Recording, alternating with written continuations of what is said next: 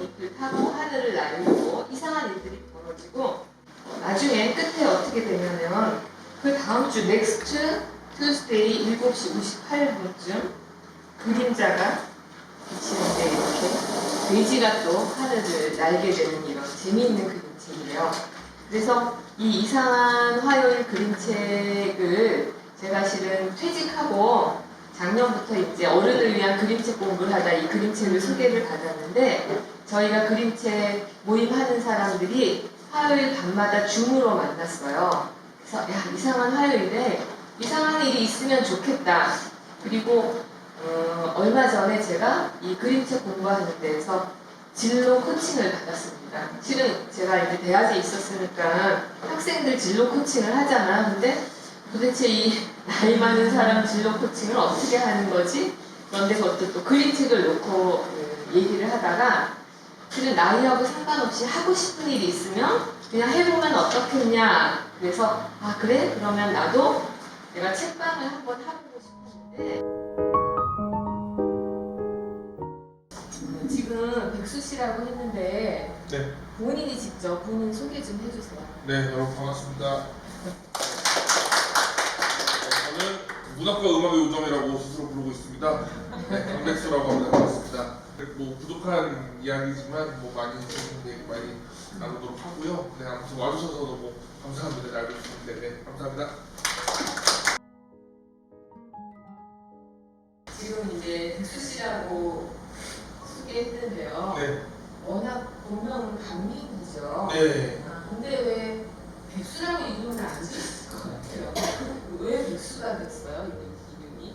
일단 예명을 쓰게 된 이유는 두 가지가 있었어요. 첫 번째는 저는 제 이름 뜻이 싫었어요. 백성민자에 구원할 문자로 아버지가 지어주셨는데 백성을 구원하는 건 너무 피곤하고 어려운 일이잖아요. 저는 그렇게 살고 싶지 않았거든요. 그래서 그 정반대의 것이 무엇이 있을까 하나 백수라는 단어가 떠오르는 거고요. 또 하나는 제가 이제 가수 활동을 하고 있는데 가수 활동을 한다 그러면은 이제 문단에서는 쟤는 진정성이 없다. 쟤는 그냥 취미로 글 쓰는 애야. 이렇게 취급해버리는 경향이 좀 있어서 몰래 활동을 좀 하기 위해서 예명을 쓰게 됐습니다. 그래서 예명을 고민하다가 백수라는 단어에 꽂히게 된 이유는 그 저희 은사님 중에서 정민 교수님이시라고 고전문학을 가르치시는 한양대학교 교수님이 계신데 네, 근데 그 분께서 예전에 제가 천방지축 뛰어노는 모습을 보시고 저 녀석 그 공무도화가라는 고대 신화에 나오는 백수관부 같은 녀석이다 라고 이렇게 말씀을 하셔서 백수라는 단어가 또 생각이 났고 또 한편으로는 저희 아버지가 듣게 된 말들이 또 떠올랐어요. 자네 아들 요새 그래서 대학 졸업하고 뭐 하나? 뭐 시도 쓰고 음악도 하고 뭐 그런다던데 백수 아닌가? 이런 얘기도 들으실 것 같아서 약간 자진납세하는 측면에서도 써봤고요. 여러 다양한 의미를 좀 담아봤습니다. 와 그리고 먹고 살기 위한 어떤 방법으로 그 두 가지 이유로 다양한 책을 좀 쓰게 됐습니다. 첫 번째 이 서툰 말이라는 책은요. 제가 제 시집만큼 사랑하는 책입니다. 왜냐하면 집필 기간이 가장 길었기 때문입니다. 저의 에세이 책인데요. 사실 작가한테 첫 책이라는 것은 글을 처음 시작한 순간부터 책이 나오기까지가 집필 기간인 거거든요. 그래서 10년 넘는 기간 동안 쓴 글들 중에서 추려서 나온 책이기 때문에 저한테는 굉장히 소중한 책이라고 할 수 있는데 잘 되지 않았습니다.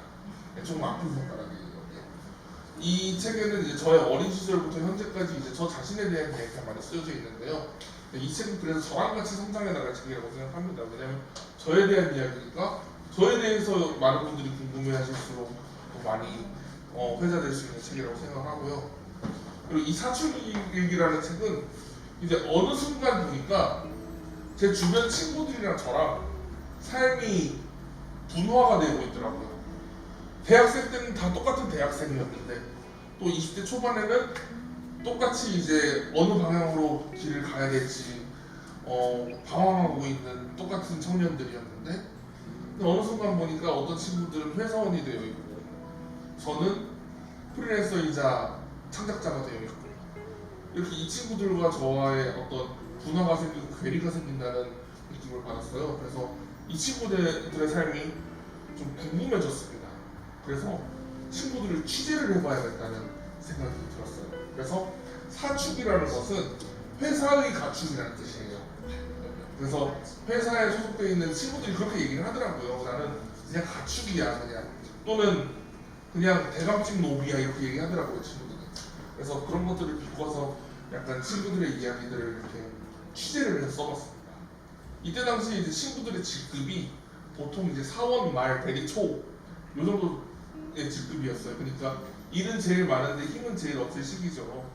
그래서 이 친구들한테 소재를 얻는 건 너무 쉬운 일이었어요. 그냥 술 한 번 사면서 자 회사 얘기 좀 해봐 하면은 한 3시간을 해요. 3시간을. 네. 그래서 그런 것들 요약해서 만든 책인데 이 책이 좀 잘 됐습니다. 네, 제 나름대로 제일 많이 팔린 책입니다. 네. 다음 이 몸이 달다라는 책은 이제 외부 세계를 또 한참 탐험하고 나니까 다시 좀 저 자신에 대한 이야기를 또 하고 싶어졌는데 근데 재미를 봤잖아요. 사람들과 어떤 공감을 나누는 재미를 봤잖아요. 그래서 내 얘기를 하면서도 남들과 공감할 수 있는 소재가 뭐가 있을까 하다가 몸이라는 주제가 떠올랐어요. 몸은 우리가 다 똑같이 비슷하게 가지고 있는 거잖아요. 손가락 몇 개, 발가락 몇 개, 눈 몇 개, 코 몇 개, 뭐 이렇게 다 비슷하게 가지고 있는 거니까 그러다 보니까 몸에 대해서 이야기를 하면은 다 같이 좀 재미있게 여러 가지 이야기들을 나눌 수 있겠다 싶어서 만든 책인데 근데 그러다 보니까 이제 약간 발칙한 책을 만들고 싶었는데 이때 당시에 약간 뭐랄까 젠더 간의 갈등 같은 게 갑자기 화두에 오르면서 이 책을 마케팅하는 게 굉장히 조심스러운 상황이 됐어요. 그래서 많이 알리지는 못한 저의 굉장히 불운한 책이라고 할 수 있겠습니다. 네. 그리고 이 책은 청소년 책이에요. 네, 제가 좋아는 하지만 존경하지는 않는 존 레논이라는 사람에 대한 평전입니다. 네. 좋아를 하는 이유는 이 사람의 음악 세계를 너무 좋아하고 평전은 근데 이제 제가 평전에서 썼지만 존경하지 않는 이유는 인간적으로 흠결이 너무 많은 사람이기 때문입니다. 그런 이야기들을 담아낸 책이고요. 근데 이제 청소년 평전이다 보니까 긍정적인 부분을 많이 보여줘야 되는데 근데 저는 자꾸 부정적인 부분들이 눈에 들어오더라고요. 이 사람의 어두운 부분들. 그래서 그 안에서 좀 많이 갈등을 하면서 썼던 청소년 도서입니다. 그리고 이 책이 오늘 같이 얘기를 해보고 싶은 책인데요. 그러거나 말거나 키스빅이라는 저의 첫 번째 시집입니다. 수씨가 이 시집으로 이야기를 하자고 했기 때문에 저도 열심히 읽어본다고 막 이렇게 치고 막 읽었는데 딱 시인의 말에 뭐라고 써있냐면은 딱 처음에 그러거나 말거나 나는 천재다 이렇게 써있더라고요. 아니 이렇게 대놓고 천재라고 해도 되나? 왜 천재라고 쓰셨어요? 약간 이때 당시 제가 쇼미더머니라는 프로그램을 열심히 했었어요. 우리가 힙합에서 배워야 될 태도가 뭐가 있을까 생각을 해보다가 힙합은 자기 자랑을 하거든요. 근데 저는 또 이제 음악을 밴드 음악을 하는데 비교를 해보니까 밴드 음악하고 실습 있는 애들은 자꾸 자기의 추악하고 가난하고 뭔가 결핍되어 있는 그런 모습만 보여주니까 뭔가 이쪽 아티스트들은 그래야 될 것 같은 느낌인 거예요. 힙합 하는 애들은 난 천재고 돈도 많고 인기도 많아 이러니까 애들이 다 그걸 하고 싶어 하는 거예요. 그러다 보니까 그쪽 인재풀이 커지고 그러다 보니까 좋은 아티스트들도 많이 나오고 그래서 저는 약간 그런 스웩이라고 하죠. 스웩이 있는 시인이 되고 싶다는 생각을 했어요. 그래서 내가 지금 뽐낼 수 있는 가장 큰 스웩이 뭘까 하다가 나는 모두의 예상을 뒤엎고 아직까지 시를 쓰고 있는 게 제일 자랑하고 싶은 점이더라고요. 처음에 제가 등단한다고 했을 때 주변에서 그런 얘기들이 되게 알게 모르게 많이 들렸어요. 제가 무슨 시냐? 뭘 안다고 쓰냐. 그리고 오히려 저를 사랑하시는 분들도 야 네가 무슨 시로 먹고 산다고 그런 건 진짜 천재들이라 하는 거다. 근데 시와 음악으로 먹고 살게 됐잖아요. 그래서 그 부분만큼은 자랑을 하고 넘어가고 싶어서 시인의 말을 그렇게 써봤습니다. 안에 그렇게 써있네요. 모두의 예상을 들었고 아직도 살아남아 이 도시의 한 구석에서 여전히 시를 쓰고 있지. 있지롱. 그렇게 쓰여 있네요.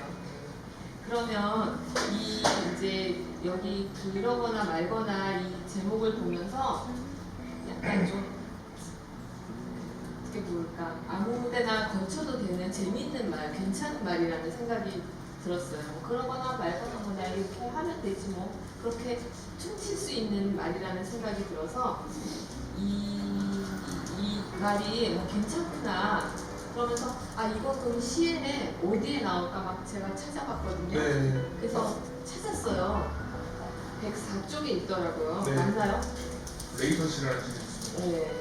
이거 한번 104쪽이 있는데 낭독 좀 네, 알겠습니다. 부탁드릴게요.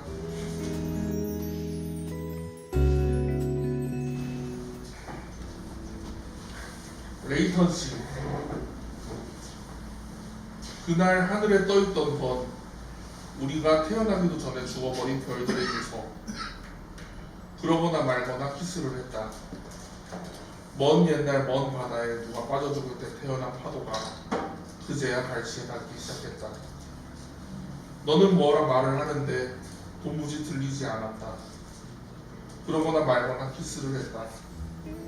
서로 등을 돌린 채 잠이 들었던 밤에 진작에 닿았어야 했던 말들은 여정을 떠났다. 숨 막힐 듯 느리고 낮게 말이 기어오는 동안 등과 등의 간격은 은근하게 멀어지고 그 사이로 낯선 바람이 불었다. 어째서 너를 더 이상 볼 수 없는 것인지 이해하지 못하고 있었던 어느 날에야 그 섬에서 내가 했던 말이 도착했다. 대답을 하기에는 이미 늦었고 그러거나 말거나 또 다른 키스를 했다. 한참을 멍하다가 한 시절이 지나다가 그제야 나는 문득 소리내어 울기 시작했다. 그러거나 말거나 그 시각 먼 바다에는 또 누가 빠져 죽고 어느 별은 유서를 쓰고 있었다. 시는 다 각자 감상을 하는 거죠. 자기 그렇죠? 그렇죠. 네. 저는 굉장히 서정적이고 슬프게 읽혔어요. 만나 모르겠어요. 근데 이 레이턴 씨라는 제목을 네. 잘 모르겠더라고. 왜 이게 레이턴 씨지? 그러거나 말거나 키스를이라고 제목을 해야 되는 거 아닌가? 네. 그래서 제목과 이 내용에 대한 이야기를 좀 듣고 싶어요. 일단 레이턴 씨는 음향에서 쓰이는 말입니다. 마이크에다가 우리가 안녕하세요라고 했는데 0.5초, 1초 뒤에 스피커에서 안녕하세요라고 말이 나오는 경우가 있어요. 그러니까 내가 발화하는 시점과 사람들이 듣게 되는 시점에 간격이 생기는 현상을 레이턴 씨라고 하는 거죠. 처음에 별들 얘기를 하는데요. 별들이 이제 죽어버린 별들이라고 이야기를 한 게 뭐냐면 우리가 보고 있는 별빛이 이미 그 자리에 있지도 않은 별이 옛날에 뿜어낸 빛을 오랜 시간 뒤에 우리가 보게 된다는 그런 과학적인 이야기가 있잖아요. 사람의 말도 그런 현상을 겪기도 한다는 생각이 들었어요. 가령 저는 저희 어머니가 일찍 돌아가셨는데요. 저희 어머니가 저한테 했던 사랑한다는 말을 어머니가 돌아가시고 한참 뒤에야 좀 거기에 대해서 생각을 해보게 됐어요. 어머니는 옛날 말씀을 하셨는데 저는 이제야 그 말이 들리는 거잖아요. 또 연인과의 관계에서도 분명히 저 사람은 나한테 오늘 사랑한다고 이야기하고 있는데 그 말이 와닿지 않다가 헤어지고 나서야 아, 그 사람이 나를 사랑했구나 라고 느끼게 되는 순간들이 있죠. 이별도 마찬가지입니다. 누군가가 분명히 이별을 암시하는 말을 나한테 했는데 그 말을 못 알아듣고 있다가 어느 순간에 헤어지고 나서 한참 뒤에 생각해보니 그게 헤어짐을 암시하는 말이었구나 라는 생각이 들기도 합니다. 그래서 이 시는 그런 내용입니다. 네. 맨 마지막에 한참을 멍하다가 한 시절이 지나다가 그제야 나는 문득 소리내어 울기 시작했다. 어떤 이별을 경험을 했는데요. 그때 당시에는 전 너무 홀가분하고 좋았습니다. 아, 나 이제 여자친구 없어. 자유야. 마음껏 혼자 술 먹고 다닐 수 있고 해방이야. 이랬는데 몇 달이 지나고 나서야 문득 그 사람이 그리워져서 술을 먹고 울게 되는 제 자신을 발견을 했거든요. 그래서 레이턴시라는 제목을 그렇게 붙여봤습니다.